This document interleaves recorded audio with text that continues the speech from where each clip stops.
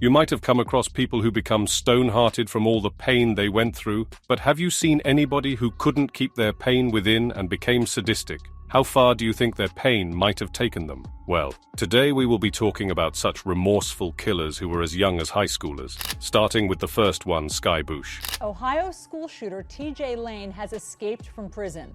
Lane was sentenced to life for killing 3 fellow students at Chardon High School in Ohio in 2012. Pleading no contest to his 30 years of life sentence, Bush pleaded guilty for firing a gun through a school's window, which in turn injured a student. Bush told a newspaper agency that the reason behind his actions was an adrenaline rush that he was feeling and couldn't think of any other way to let it out. He added to it that the rush quickly washed off, due to which he couldn't continue the plan. The 19-year-old suspect, who didn't even attend the school, ended up injuring a 17-year-old, who was luckily saved as the injury wasn't life-threatening. But that doesn't mean it didn't leave a traumatic memory in the minds and hearts of the victims and the witnesses. The entire school went into lockdown after this distressing episode took place. Bush was charged with 30 years of probation period involving charges of discharge of firearm on school property, possession of a barrel gun along with burglary of a structure with firearm. Bush was also ordered to pay a restitution amount of $14,000 and was compensated to spend at least 25 years in jail. Furthermore, he cannot have contact with victim,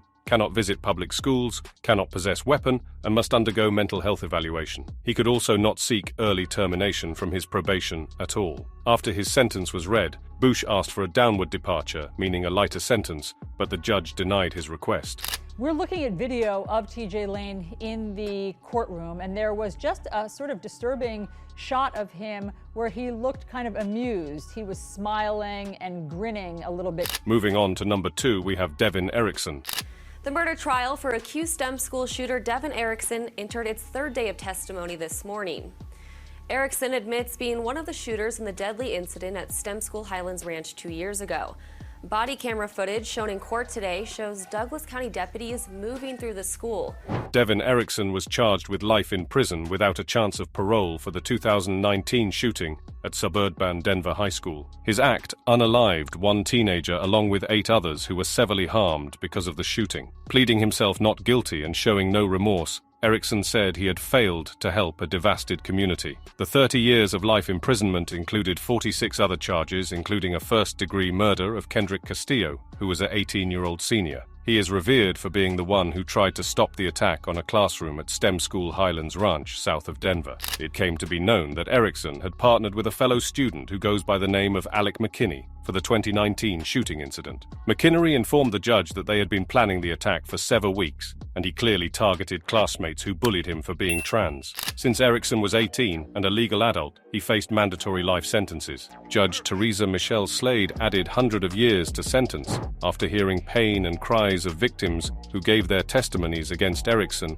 for his insane behavior that he had demonstrated in the past. The crime scene was also explained, and it is known that McKinney and Erickson targeted a dark room with students at the end of their senior years who were watching movie. They had also planned to enter from different doors to maximize the number of injured, which clearly shows their messed up mentalities. For the profound period of trials, Erickson didn't show any emotion until his family told him that they loved him in their testimony, which led to his voice breaking. And when asked if he would like to say something, he decided not to speak anything. "I don't think so. I can say anything to you, Mr. Erickson. That would make any difference," the judge said. Erickson never gave any solid reason or explanation for his action, leaving her agape for an entire community seeking closure. McKinney, who was 16, was sentenced to life imprisonment with possible parole after 20 years in jail under a program for juvenile offenders. The jury also heard testimony from former classmates and school staff. Prosecutors played part of the 911 call that came from the school's assistant principal. Next up, we have Caleb Sharp at number 3. A freshman school shooter was sentenced to 40 years in prison. The judge, Michael Price, ruled that the board will evaluate Sharp's likelihood to recidivism and reoffending the incident. It was declared that Sharp couldn't request a release any time before a minimum of 35 years, and he had 30 days to appeal this sentence. Judge Price explained for almost an hour the legal reasoning and process behind the ruling of the court. Amy Strahan, who watched surveillance video of her son being killed by Sharp, had gone completely heartbroken and couldn't stop but deliver the most painful testimony ever. Sharp Sharp's parents were left in disbelief to what he had done, but Sharp himself didn't show any emotions or reactions to the videos captured by the CCTVs. After the ruling was over, Sharp had publicly apologized for the first time to Stryan, the girls he attacked, and the entire community that was affected by his actions. The victims couldn't help but cry and plead for Sharp getting the worst sentence for his horrible actions, whereas Foley, Sharp's public defender, argued that Sharp was young and immature, which should considered, and he should be seen as a youthful offender. And with that, he wished for a shorter and lighter sentence, to which the judge didn't agree. It is surprising how a child's brain might work sometimes, and they end up taking extreme steps, not even thinking twice about the consequences. Lastly, we have TJ Lane at number 4. Lane was serving 3 life sentences for the February 2012 murders of 3 students in Chardon High School, east of Cleveland.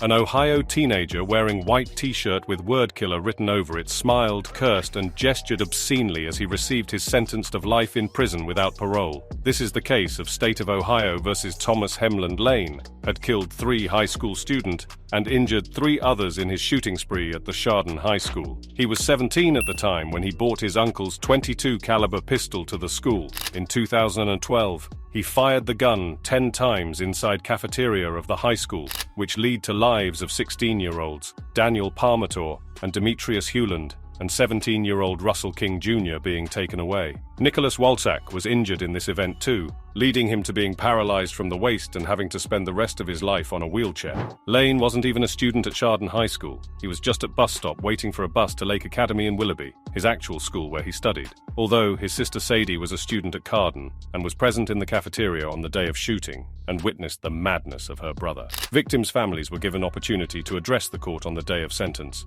as Lane smirked and unbuttoned his blue shirt, revealing a white t-shirt with the word "killer" scrawled on it in capital letters, which was a replica of the one he wore on the day of shooting. He showed no empathy or guilt to the victim's family, who were giving their testimonies and calling him repulsive, hoping he'd get slow and tortuous punishment for what he had done to their families. Usually, Lane had remained stone-faced in previous proceedings, unlike this one, where he made extremely obscene remarks towards the victims' families, showing his reclusive behavior, ignoring his defender's advice. Prosecutor James showed his deep disbelief in what he had witnessed by saying the following: Judge Fury handed Lane 3 consecutive life sentences without any possibility of parole, while he smiled, nodded, and shamelessly accepted his sentence. It is crazy what some people are capable of doing. 19-year-old TJ Lane escaped from the Allen County Correctional Center in Lima, Ohio, with 2 other inmates Thursday night. One of the inmates was recaptured, and a massive search is underway for Lane. And these teenagers did a lot more than we can think of. We never know what led them to being so psychotic that they didn't feel anything wrong while killing other students. That brings us to the end of this video. Let us know in the comments your thoughts about this, and wait for our next upload.